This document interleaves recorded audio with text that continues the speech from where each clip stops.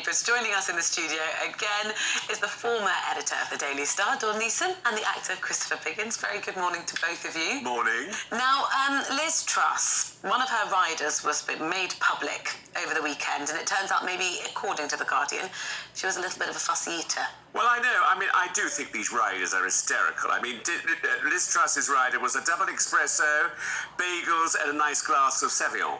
So, interestingly enough, the bagel, as long as there was no mayonnaise, which I think is ridiculous, because mayonnaise is the best feature of a bagel, I think. And then they were saying, but also Truss's own espresso machine would follow her wherever she went. Oh, that was so that's why they had that big van to put that espresso machine when she left 10 Downing Street. And also she likes, as we say, a nice glass of Sauvignon Blanc. What interests me in this article in the Times today, The Guardian rather, is the fact that Guns N' Roses demanded not only shop-bought cookies to prevent fans providing the home-baked variety. Oh, right. And also Van Halen insisted that they served M&Ms with the brown ones taken out. Well, of course, you'd want the brown ones taken out, wouldn't you? And the other thing which I love is Morrissey demanded a young sapling no less than 4 feet, but no higher than 6 feet in the dressing room. That had to be put there. Katy Perry insisted her drivers do not speak to her. Well, I agree with that. I don't want to talk to my driver. And specifies how fast they should drive and what lane they should drive in. Oh, right. And, sorry, I'm going on here. Lady Gaga's rider specifies a piping hot roast chicken as soon as she comes off the stage. Really?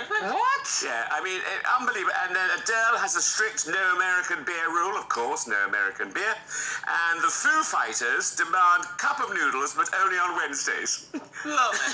It sounds like lots of people have had issues with their security. For us all to know the details of these riders. Piggins, what would you demand? I've had no riders at all, but I do insist. I was up in Darlington last week doing a press call for the pantomime, and I do insist on a bed in my dressing room because I like to go to sleep in between performances because we do 2 shows a day, a television because it makes me keep up with what's going on in the outside world, and that's about it, I think, really. Oh, well, that's not Dame.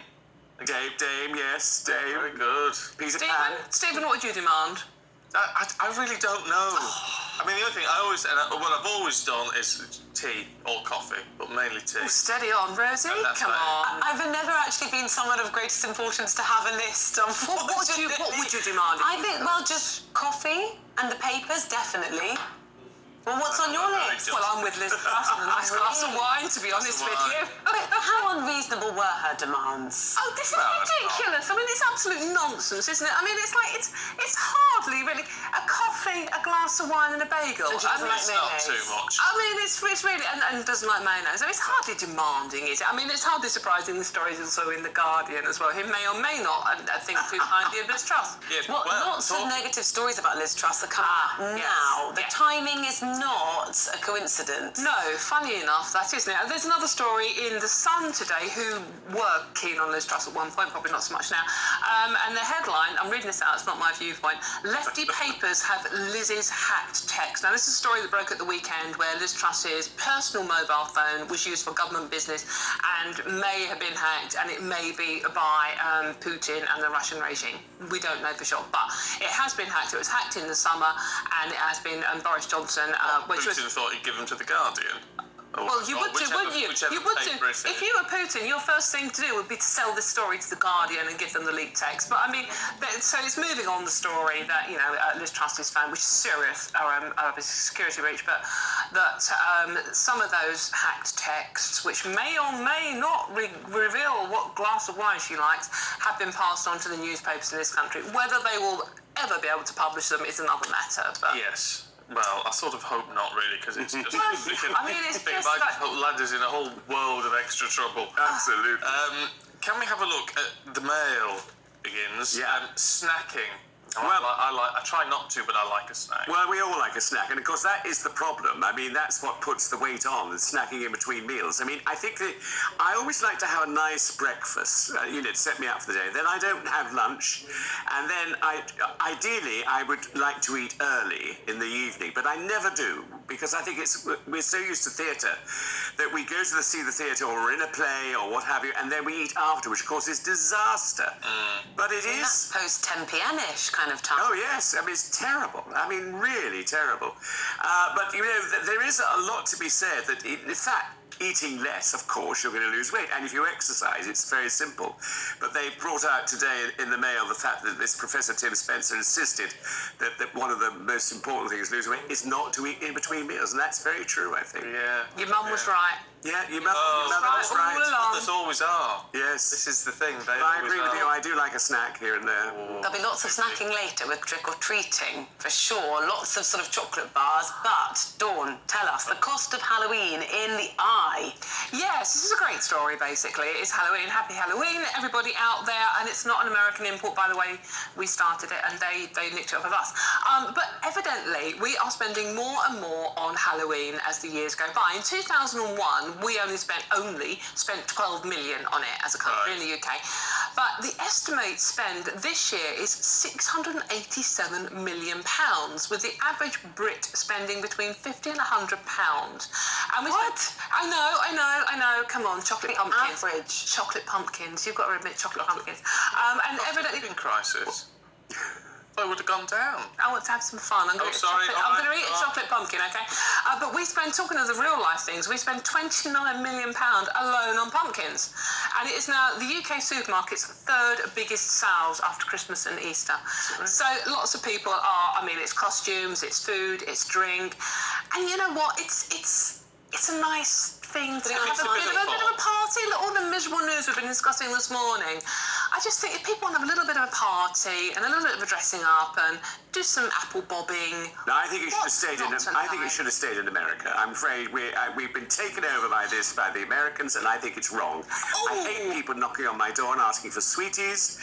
I don't want that. I want to stay in and watch television and be boring. I'm sorry. So what's your strategy to stop door knockers? No Halloween paraphernalia, I assume, outside nothing the house. at all. Nothing at all outside the house. But it's not American. We started it. So Did we? An ancient Celtic celebration to celebrate the Harvest Festival, and it was started by the Irish and Scottish who then emigrated to America, and the Americans nicked it and obviously made it bigger.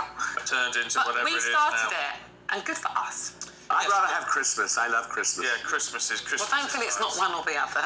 No. I'm doing both. I did feel a bit sorry when I was leaving work the other day.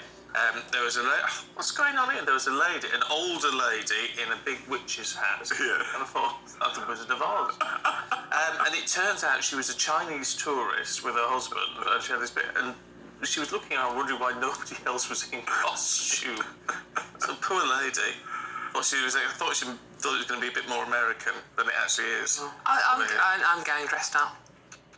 I'm going to. Are you? You're dressed up now. I'm dressed up now. Thank you very much, darling. Thank you. Now, let's talk about someone, nursing expert, Eddie Redmayne.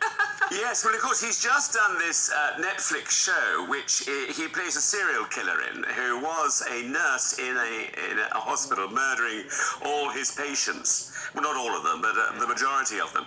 And he said he did do a bit of research for, was it a week, Dawn? I think it was Yeah, it's a whole. I think it might have stretched it for 2. Yes, but he did research, and of course, has said that it's the hardest job out there, which I think we knew anyway. Yeah, didn't need him to tell us. No, exactly. I mean, I do think nurses, doctors, anybody in hospitals works unbelievably hard. Yeah. And it's a very, very difficult job, very underpaid, unless you're in the private sector, of course, where you earn a fortune. Yeah, no, it's interesting. I remember it was, what's that woman who was in Titanic?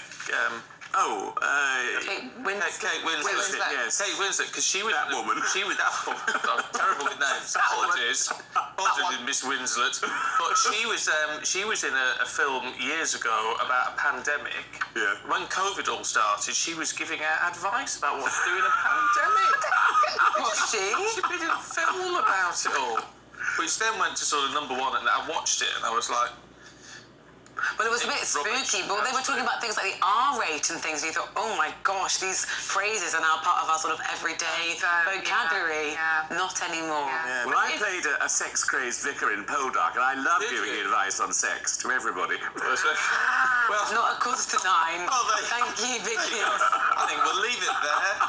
I just had a question for you, Vicky. Yeah, Save it for after. Dawn, Biggins.